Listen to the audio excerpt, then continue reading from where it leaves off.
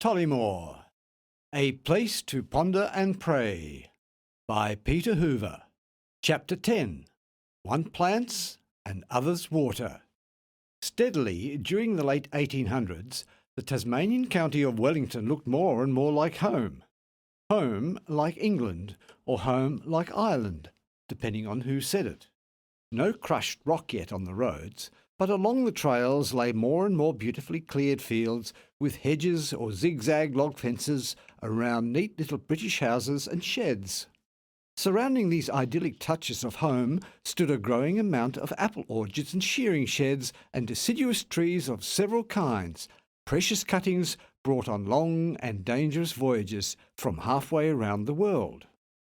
One English gentleman, Robert Dallas of Rocky Cape, managed to even bring rabbits from England. "Life cannot be complete," he stated, "without rabbits to capture with horses and hounds, and hunters to brag on what happened while sitting together in pubs." Others, the ladies, could simply not manage to live without seeing and hearing the blackbirds and starlings and sparrows they knew at home, so they brought them. Cats came from England, and dogs, of course, and both, before long, went feral. So, the more Tasmania looked like England or Ireland, the more irretrievably different it became. No longer worried about the English chase or English pubs, Edwin turned to more practical and God-honouring pursuits. For Mary and for the rest of the family, he carefully built a neat English house with red bricks. Neat, modest, but nice. Immediately beside this, he built a small but beautifully constructed cottage for Mum. "She likes the children," he explained to others, "but she definitely also needs her space." Mum loved him for it, and Edward had a wonderful time designing it. Finally, he told her, "we can sit under our own vine and fig tree in peace." "Peace for us," Mum said. "But I feel sorry for all of our neighbours who have boys fighting in the Cape Colony now. Was this war even necessary?" "No war is necessary," Edwin said with conviction. "From whence come wars and fightings among you? Come they not hence, even of your lust that war in your members?" Discussing the current war in Africa, the Table Cape Christians had seriously considered what Jesus' command on turning the other cheek meant. Should a Christian simply turn one's back on war and try to ignore it? Or could we do something constructive instead, like attending to wounded soldiers, or to help reconstruct after the war? Many aspects came up to review, but late in the evening, in the early 80s, it was no British recruiting officer nor any Boer commando that came, but Uncle John Margetts in pain. "Edwin," he said, "you have a steady and strong hand. Can you pull out my bad tooth? It hurts me dreadfully. I will not be able to sleep one bit all night unless we do something to get it out. Could you do it?" Edwin considered. "I do have a good set of pliers. Just bought it off the company at Stanley a month ago. But I will do it, with one condition." "What condition?" "I will have you sit on a block out in the shed. But once you sit down, you are committed. I will not have you jump up and run or resist in any way. You keep your eyes on Christ and ignore me. The more it hurts, the more you pray. No screaming, no changes of mind. Is that a deal?" Smiling in spite of his pain, Uncle John bravely consented and sat down. It happened, and once the word got out, more and more neighbours, even the ones who never showed up for meetings, came to have Edwin work on their teeth. Edwin acquired more sophisticated equipment, dental tongs and pliers, and became the established Table Cape dentist. The bush dentist, some said, but they all appreciated his effective work. After the Lord blessed little Freddie with two more brothers, Arnie and Walter, all three boys would hide on the loft in the shed to look down on the hapless patients as they endured the process. Edwin did not offer any whisky, and Novocaine, when he started his dental work, had not been invented. When Edwin sensed an unmet need, his inventive mind quickly travelled into a variety of possible solutions or cures. As a boy, he had learnt the blacksmithing trade, and from that he almost automatically learnt boiler making. including soldering and welding. Unsatisfied with the cumbersome cast iron ploughs that came from England, so inadequate in virgin root-bound soil, he dreamed and eventually invented a steel plough, moulded in a way that neatly flipped over the furrows. Jimmy Dean asked Edwin to do another steel plough for him, and the word got out. Other neighbours got convinced, until almost all the believers along Table Cape had the Blackwell ploughs. But once even less expensive and even better steel ploughs began to appear in Australia, coming from America, Edwin's invention suffered neglect, and by now only a few remain, back in the fence rows of back paddocks. When the Lord blessed Edwin and Mary with 3 little girls, Tilly, Claire and Emma, he noticed that Mary and Mum could not keep up with the sewing. Mum liked to sew for the children, but cranking this little singer machine for so long, she said, I just can't keep up. My hands get tired, and sometimes sewing ducks for pants, it hardly goes anymore. It's too thick and tough. Edwin thought about it. There has to be an easier way. We now use steam for almost anything. Steam boilers in ships, in sawmills and grinding grain. Why couldn't we have our little old sewing machine powered from something other than human power? Edwin prayed about it. And suddenly, perhaps not so surprisingly, the bright idea came to him early one morning up on the hill. Why not empower a sewing machine with a shaft, a pulley and a belt, like a treadmill? Too wet to accomplish much with the timber anyway, he went to work energetically in his shed.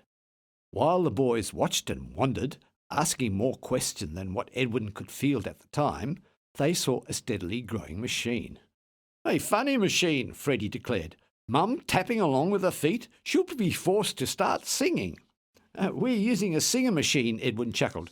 Why not sing if sewing becomes easy?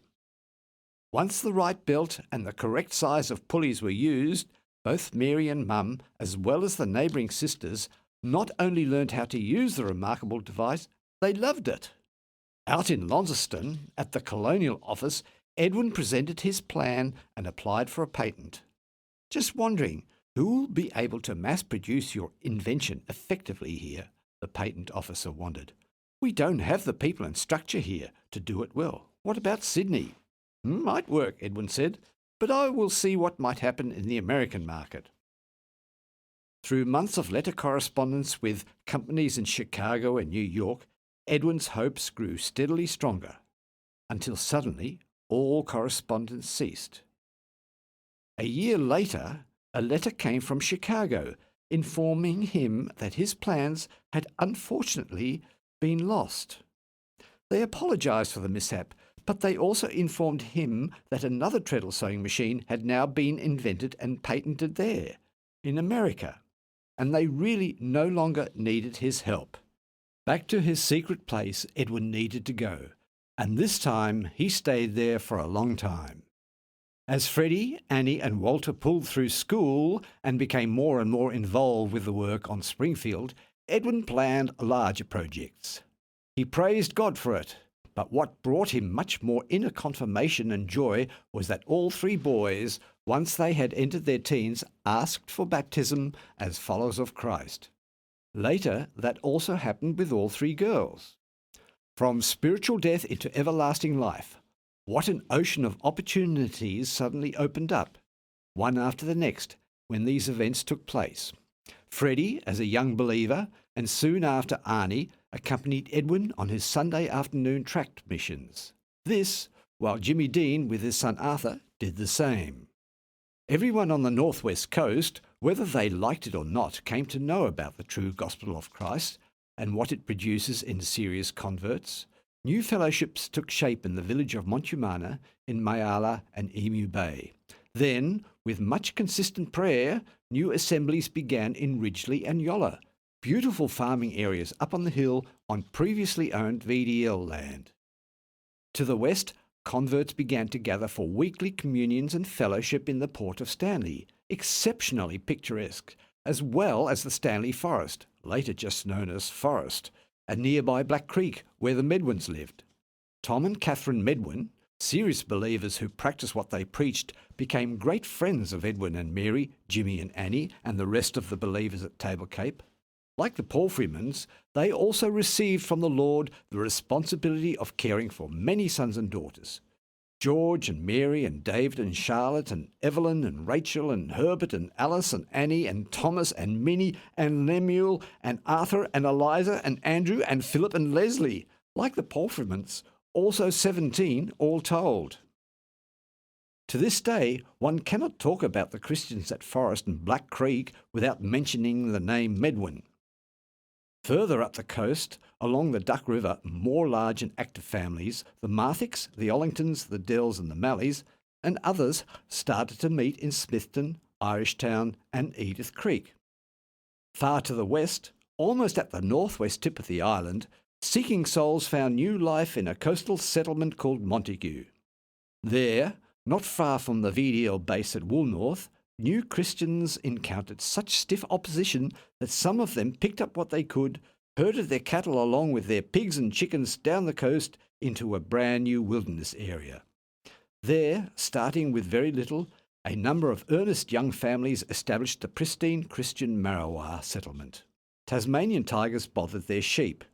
When they could finally produce cheese to sell, they needed to break a new trail through the vast dismal swamp to haul their product to Smithton.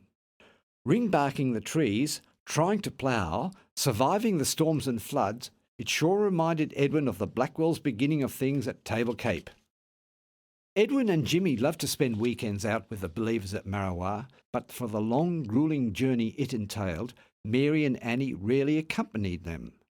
Always rewarded, however, were their efforts by the wholehearted welcome of so many young, struggling but courageous families in the bush.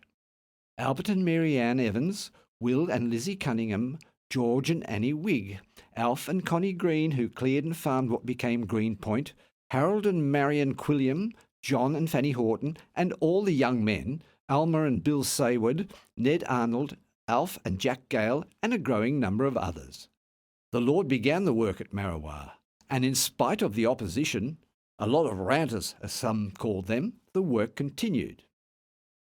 In the exact opposite direction, way back to the Kentish district where Edwin worked as a harvester in his teens, another new work sprang up, and believers began an assembly in the centre of the city of Launceston. At home, at Table Cape, both in Springfield and Wynyard, the Lord also added his blessing. Edwin and Mary's boys came up with no end of bright ideas, boldly plunging into challenging projects as they grew older.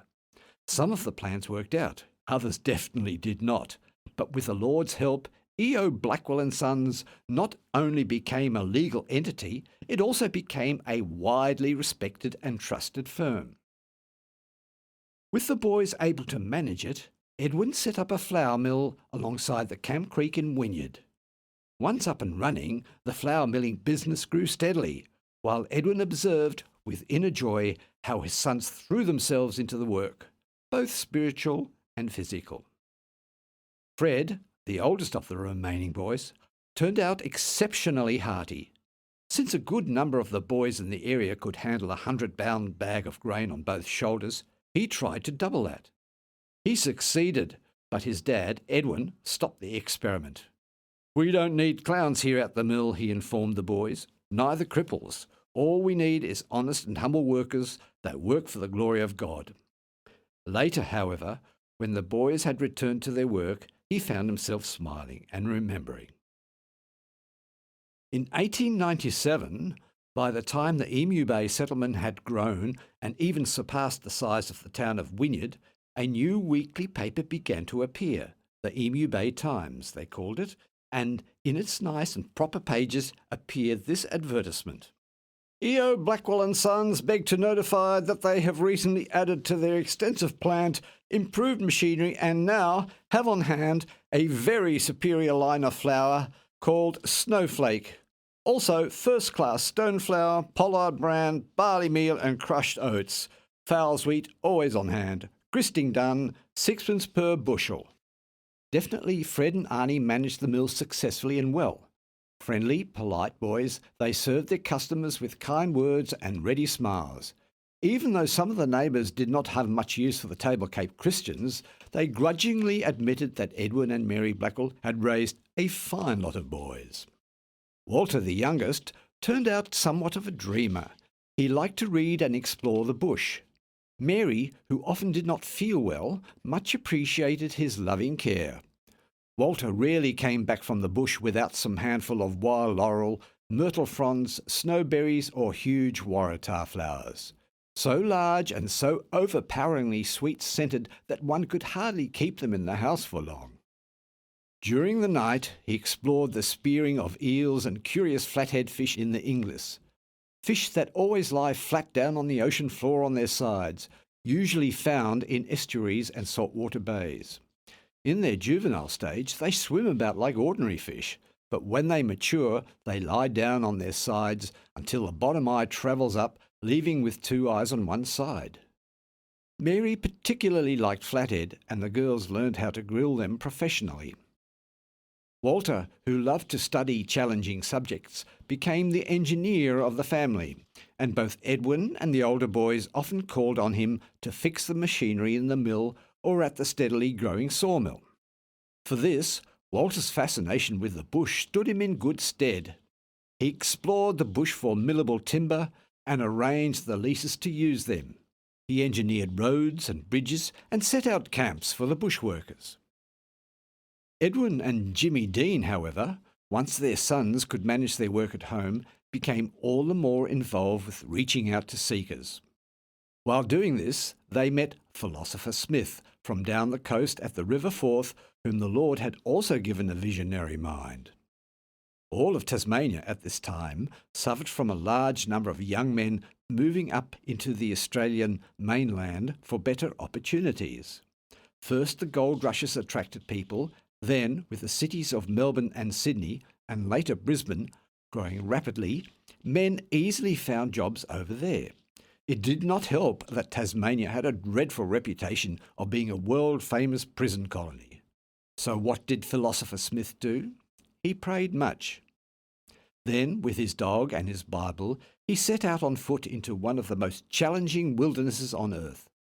No longer the coastal forests, but the inner, densely matted and fallen jungle of plants, trees, giant man-ferns, brambles, crawling with leeches and with snakes, all of them lethal, hanging and slithering throughout the morass. Raining much of the time and cold, Philosopher Smith did not carry a tent or any other gear. He could not have. For long stretches, his feet never touched the ground. He needed to climb over and jump from one obstacle to the next, oftentimes high above what must have been the forest floor, totally lost in the growth. What kept him going? Philosopher Smith, of course, was only his nickname. His parents had called him James, but because of his keen perception, his wise counsel, and after his conversion, his absolute dedication to God had earned his name. He studied his Bible all the time. Hence, when he entered the inner reaches of the island, he brought the scriptures with him in a weatherproof leather pouch hanging from his neck. God answered his prayer and led him to what became the world's richest lode of tin. The Tasmanian government became involved. A new business, a series of new mines, and a new town quickly developed around the source of the tin. People called it Waratah, named after the flower, and a rough, almost impossible trail connected the mine and the village of Wynyard. This, Edwin told his family and Jimmy Dean, is our God-given opportunity to preach the gospel. How? Jimmy wondered. Simple as this. We already have a flour mill, and our brothers and sisters are producing more wheat and barley every year. All we need to do is haul the flour down to Waratah, and you'll see what happens. Mary looked sceptical. The boys already have more than they can do. Who shall do the carting? Edwin Blackwell himself, the subject of the discussion, declared. I am not that old. Jimmy may come along if he wishes, and we will all pray that hungering souls may be fed. The trip from Wynyard to Waratah and back, about 70 miles, usually took 4 days. During the winter, with all the mud, it could also take much longer. Edwin did well. He found innumerable young mine workers in spiritual need and helped them as best as he could. One chronic problem, of course, involved alcohol. After Friday evening paydays, all pubs in Waratah, as well as in the coastal town of Wynyard, quickly filled up, thick with tobacco smoke, loud ribald music, punctuated with shouts, screams, dreadful swearing and all-out fights, became the bane of the whole area. Bi-weekly payday, and even during the week, upset the neighbours to the degree that the colonial government felt compelled to act. Both Edwin and Jimmy, however, knew full well that no amount of new rules and new bylaws could ever fix the problem. "These young men," Jimmy stated, "are no worse than us. They are simply misguided and have not found the way. What can we do to steer them right?" "Praying for them," Edwin said, "will help, but I'm not so sure that only praying is enough. Jesus is not here in flesh and blood to talk with these men face to face, but we are here to represent him. Come with me and we'll see what the Lord will have us do." Straight into the Wynyard pubs, starting with the Alexander House on the Table Cape Road and in the large Federal and Wharf hotels, Edwin came to preach the gospel. Bright and clear, in simple words that all understood, he preached while Jimmy passed out tracts. Sensational at first, not without its gainsayers and opponents, the work spread. Young men, some of them remembering what their mothers had told them, listened with wistful eyes. Others, already somewhat intoxicated, heard Edwin's words and began to cry. What an opportunity! What a challenge! Thankfully, Edwin and Mary's sons supported the work and took part wherever they could. Even after they chose life companions and made their solemn vows, "till death shall part," the boys kept their priorities right. Just before Christmas in 1897, Fred married Maud Rubach. On the 24th of October in 1900, Arnie chose Nellie Cunningham for his wife, while both Edwin and Mary could not thank the Lord enough for the loving and godly young women who now graced their expanding family. What brought some tears, along with the blessing and joy, came the third wedding, not long afterwards. The vows made by their daughter Tilly to her young but godly and capable bridegroom, Robbie Hutchinson. Robbie came with his parents from Aberdeenshire, Scotland. Fishermen and sailors his family had been, involved with the cod industry and boat builders. Now in Tasmania, he had found the Lord and worked with the Blackwells in the sawmill at Wynyard. A gifted young man, he soon became the song leader of the Table Cape Boat Harbour Christian Assembly. He used a tuning fork and insisted on getting it right with the timing every time. Even his courtship with Tilly turned out well documented because he owned a camera, not everyone's privilege, and used it well. He followed the rest of the boys on their hunting trips into the bush, but he only shot with his camera. "All is in order," Mary told Edwin after Tilly and Robbie's wedding. "I am very glad for them. One blessing after the next when our children choose serious believing partners. But Tilly, she is such a capable and enjoyable daughter. I have come to depend on her so much. How will I ever manage without her?" Edwin consoled her, prayed for her, and tried to spend as much time at home as possible during the following months. Little did he know, however, that he would soon need consolation himself, on two accounts. Dear old Mum, white-haired by now, still as composed and sweet as ever, spending many hours on a rocking chair knitting for the grandchildren. "I can knit all the better while I'm praying," she had said, did not appear for breakfast on the 12th of December, 1905. Edwin knocked on her door, the door of her pleasant little cottage, now surrounded in summer's blooms, and found her asleep in the Lord. He alerted Mary, but before making further plans, he hurried off to his secret place. Another journey done, another saint awaiting the glorious dawn at Tollymore. And 6 months later, on the 22nd of July in 1906, when the believers met for an evening prayer meeting, Jimmy felt ill. The men helped him home, and Annie did all she could. It must have been a heart attack, everyone concluded. 2 days later, James Dean's earthly pilgrimage came to an end. He was 58 years old at the time. Annie, along with their remaining children, Amy, Ernest, Edith and Archie, sorrowed, but not without hope. Jimmy had been a faithful husband and father, with a cheerful disposition and a trustworthy, constant friend. For Edwin, things did not go so well. "I miss Jimmy," he often commented during the following years. "So many situations arise, that really call for his help. In the physical, sometimes, but much more so in spiritual matters. He always shared good counsel. With the flour mill already situated in Wynyard, Edwin and the boys moved the entire sawmilling operation down into Wynyard as well. Business also picked up, and Fred became the main operator. Sadly, he lost one finger at the mill, but fine timber and fair prices made its mark on this growing industry. Entire schooners full of Blackwell timber transported the product across the Bass Strait to the rapidly expanding city of Melbourne. Fred, the operating manager of the Blackwell timber industry, did not get along too well with the Blackwood timber itself. One of the finest and most easy-to-use woods produced on the island contained a strong-smelling poisonous oil. At the sawmill, its bright yellow dust permeated the entire atmosphere. Not only did the workers find it unpleasant, it bothered Fred's skin, causing him to have almost constant bouts of eczema. In spite of this drawback, the Blackwells leased a large tract of virgin timber on both sides of the detention river further up the coast. There, alongside a large estuary and back into the bush, the Blackwells set up a tram to transport the timber out to where travelling schooners could load them. The horse-drawn tram, running on what looked like a wooden railroad, made the whole operation much easier. Fred also served as manager in this new detention river sawmill. So much potential, so many opportunities, Edwin kept telling the boys.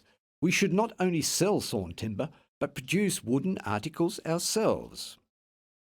With the flour mill and sawmill in full operation, with so many hired hands already, the boys seemed sceptical at first, but with their dad's encouragement, they established a new business, Tasmanian Wood Products. Under Edwin's gifted hand and excellent example, a crew of carefully chosen lathe workers began to manufacture a series of good quality rolling pins, ladies' shoe heels, wooden bobbins, rollers and handles for push mowers, Titan chisel handles and Trojan spade handles. Why not became Edwin's leitmotif, and his workers liked to work with him. Starting every morning at the TWP woodworking shop, Edwin led the group with Bible reading and prayer. Everyone knew that inappropriate jokes or swear words would promptly endanger their employment. They knew it well, but just how it goes with humankind, some young men felt compelled to test their boundaries once in a while, and this eventually brought disaster. In order to transport their timber from Tasmania to the Australian mainland, Edwin and his boys bought a sailing ship called the Defender. "You, for sure, would not want to use that name," Mary exclaimed when she heard of the deal. "That would sound as if you travelled fully armed, and that would hardly befit a Christian, right?" "Oh," Freddie and Annie both objected at once. "We will use it as an instrument to defend the faith." Everyone often smiled at what his eager sons came up with. The problem with the Defender was not, in the end, its name, but the fact that it took its captain and crew a long time to manoeuvre the ship into the mouth of the Inglis, almost always with a contrary wind. So with Walter's careful engineering, the boys installed a steam boiler and a 3-cylinder motor with a 7-inch diameter bore and a 10-inch stroke. This allowed the Defender to produce a speed of up to 4 knots or more, depending on the weather. Back in Springfield, the younger girls Claire and Emma, only 1 year apart in their ages, also began to entertain special friends, with their parents' approval. Was that surprising? Edwin and Mary raised their children with common sense, good ethics, the Bible and prayer. All the families of the Christian assemblies much appreciated the Blackwell girls, in particular for their eager willingness to help wherever needed. One person who remembered them well years later wrote, "The Blackwell girls were bright-eyed, dark-haired and brisk, almost sharp of speech. They were capable and upright, meticulous housekeepers, good cooks, hospitable and supportive of their husbands, family and church." The young men who considered themselves fortunate to have met the approval of Claire and Emma were Harry Morgan and Harold Smith. The Morgans moved to the city of Launceston, where they contributed much to the new assembly taking shape there. The Smiths settled down in the town of Wynyard, and although Springfield seemed strangely quiet, part of the time, it became all the more populous when the family came home, frequently, either to worship or simply to spend time with the second Mum and Dad Blackwell. With his allergy to Blackwood timber, Fred, and Maud, with their growing troop of children, became more involved with the fruit industry blooming all around the east and northern coast of Tasmania.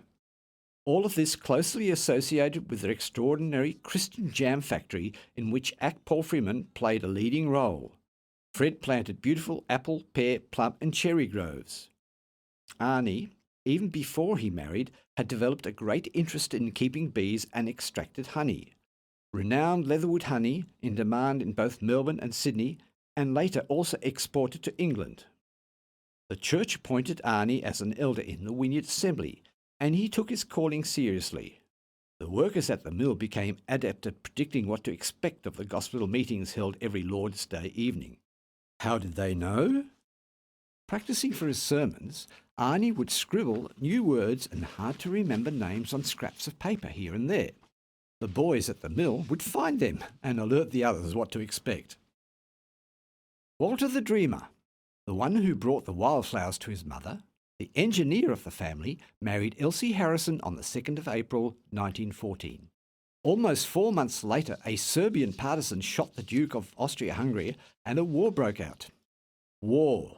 The Christians at Table Cape had already discussed the subject thoroughly and felt convinced that no follower of Jesus could ever defend himself or take part in killing others.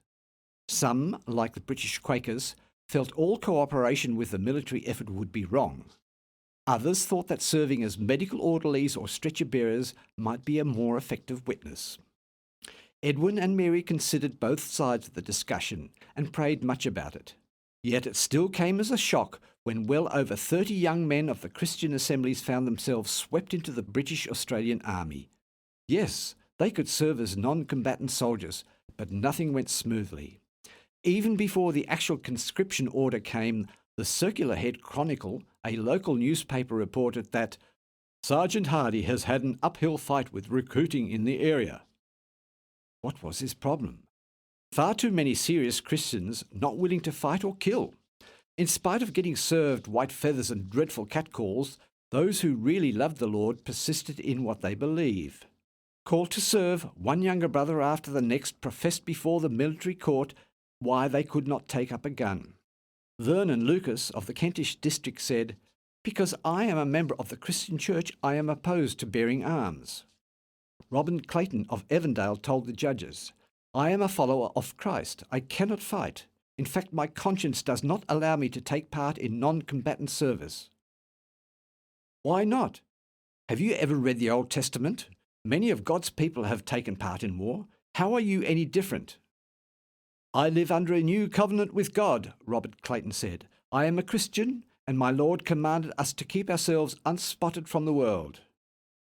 Not only did Robert frustrate the military court by his steadfast refusal to take part in the military, he also refused to give the authorities his thumbprint or to swear. All over Tasmania, wherever the young Christians declared their faith, they heard the common challenge. "So, what will you do if the Germans attacked and violated your sister? Will you just stand there and watch? Or if they come and raid your farm, or shoot your father?" Other authorities like to ask, "Have you ever wrestled? Have you ever been a fight, anywhere?"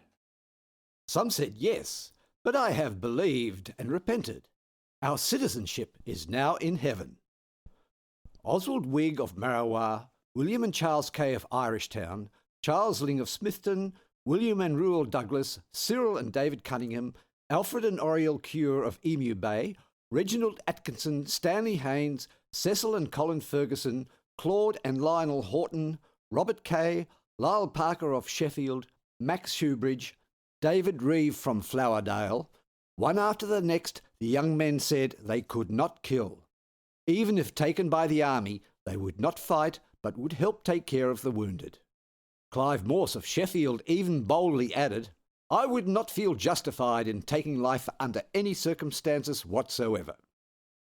The parents of those brave young men, brave enough not to go with the flow, rejoiced in their steadfastness.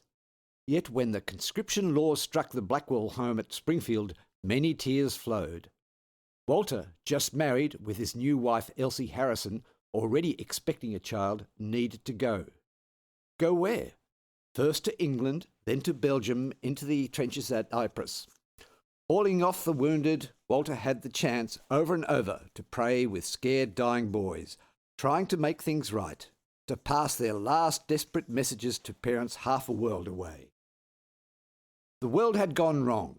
When the first billowing clouds of poisonous gas, it was chlorine gas, came rolling over the trenches, Walter gasped and sputtered and tried to cover himself as best as he could, like all the rest.